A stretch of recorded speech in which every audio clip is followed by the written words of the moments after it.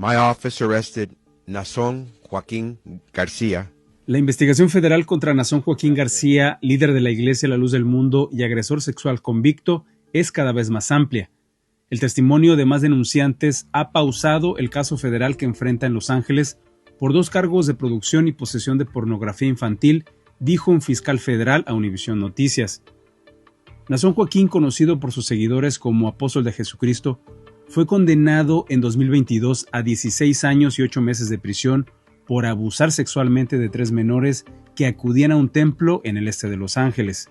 Sus víctimas fueron reclutadas para servir alimentos en su casa, pero fueron parte de un harén que bailaba sin ropa y eran abusadas sexualmente.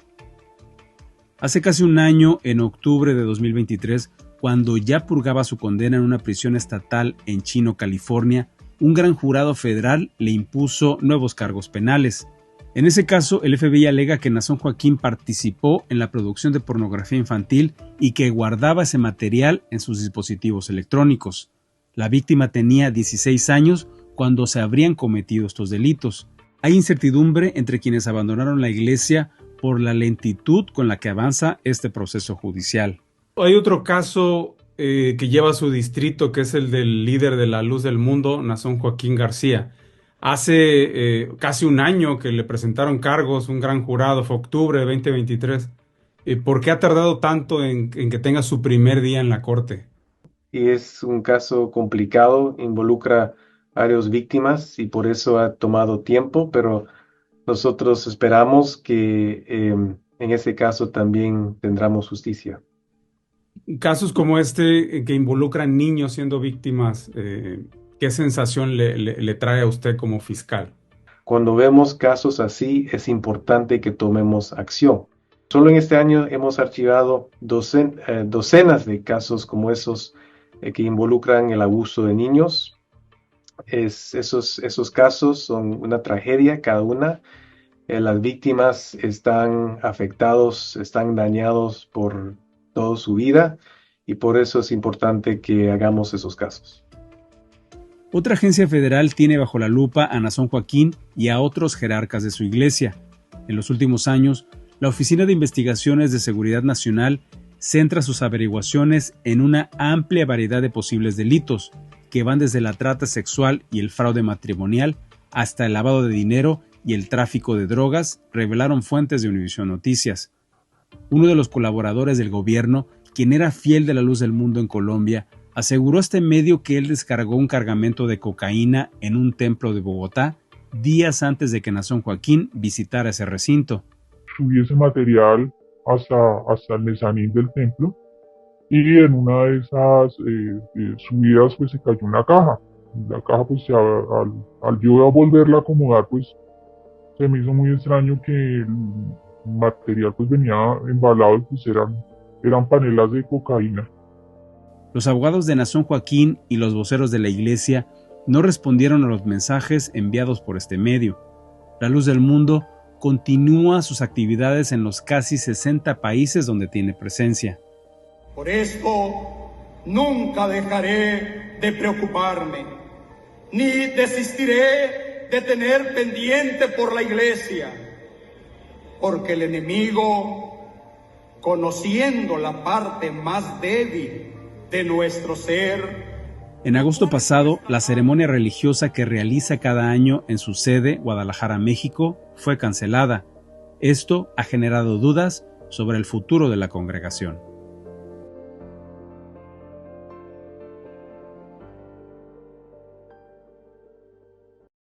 El gobierno federal no va a dejar salir a Nason por nada del mundo. Tiene tantos elementos para tenerlo allí.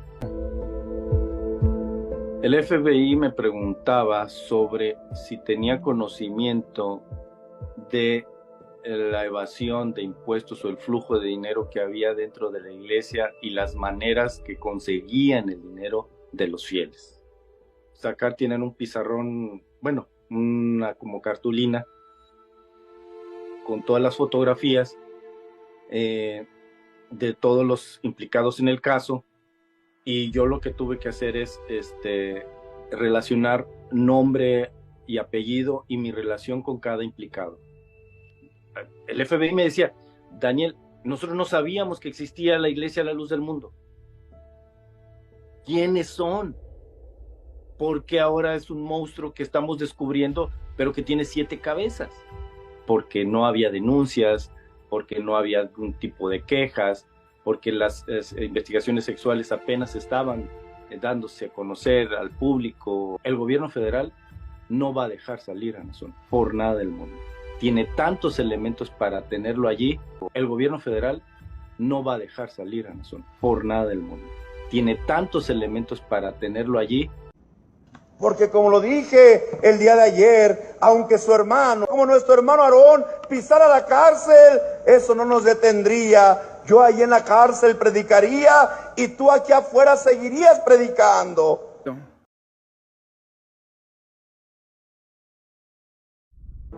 Y así como en Nazón, así era Samuel. Y así como era Samuel, también era Eusebio Joaquín. Él también estuvo en la cárcel por esas mismas acusaciones. El 26 de diciembre de 1942, el periódico El Occidental de Guadalajara publicó otra nota donde se dice que Eusebio Joaquín fue acusado de rapto, violación de menores y amenazas de muerte a Guadalupe Avelar Rodríguez y a su madre María Joaquina Rodríguez. La nota dice así: un pastor es acusado ante la justicia. Con engaños ultrajó a una joven y posteriormente la amenazó con asesinarla. Otro caso sintomático de lo que hacen ciertos pastores que, no contentos con engañar a la gente de nuestro pueblo con prácticas de espiritismo y explotarlas desconsideradamente, se dedican a burlar doncellas humildes, diciéndoles que su sacrificio las hace más gratas a Dios. Es el caso de Eusebio Joaquín, pastor del Centro Luz y Verdad, conocido entre su feligresía como el hermano Aarón, quien llevándose a su casa a una joven entenada de su mismo padre, de nombre Guadalupe Avelar, desde la edad de 13 años, dizque con el objeto de adoctrinarla en las verdades de la secta por él representada, abusó de ella, con acuerdo de la esposa, la señora Elisa Flores, pues el pastor es casado y con hijos. Guadalupe Avelar nació, según el canal de su nieto, Pablo Joaquín, el 28 de febrero de 1924, y Abel Joaquín Avelar nació el 20 de julio de 1936, es decir, que Guadalupe fue embarazada por Eusebio en 1935, antes de cumplir los 12 años. Lupe nos contó que la mujer del pastor, de acuerdo con él, le daba ciertos bebedizos, pero no pudiendo conseguir el objeto que se proponían y temeroso el pastor de las consecuencias del escándalo entre sus feligreses, se llevó a Lupe hasta la población de Tapachula, donde la secta cuenta con un hospital, dejando a la muchacha abandonada en esa lejana región de la patria, donde nació un niño fruto del ultraje del pastor. Hace como 6 meses la joven Avelar logró regresar a Guadalajara. El pastor quiso todavía ultrajarla. Ella quería vivir al lado de su madre de nombre María Rodríguez, pero el pastor la amenazó con causarle la muerte donde la encontrara, pues él sabría dar con ella aunque se fuera a cualquier parte, dadas las fuerzas psíquicas que dice tener. Estas amenazas las hizo extensivas a la madre de la joven, pero ambas decidieron poner en conocimiento de la justicia los hechos, y el jueves se presentaron ante el Procurador de Justicia del Estado, acusando formalmente al pastor del Centro Luz y Verdad de rapto, violación y amenazas, levantándose el acta respectiva a la que fue turnada al Juzgado Segundo de lo Penal para que se siga el juicio de rigor. Esta información también se encuentra en el libro Sectas o Iglesias de Elliot Masferrer Kahn. La antropóloga René de la Torre también han publicado acerca de este tema. David de la Luz, en su libro Orígenes de Aarón Joaquín González, publicó: Eusebio fue encarcelado con un expediente criminal de 54 páginas, con acusaciones tan graves como violación de menores y amenazas de asesinato.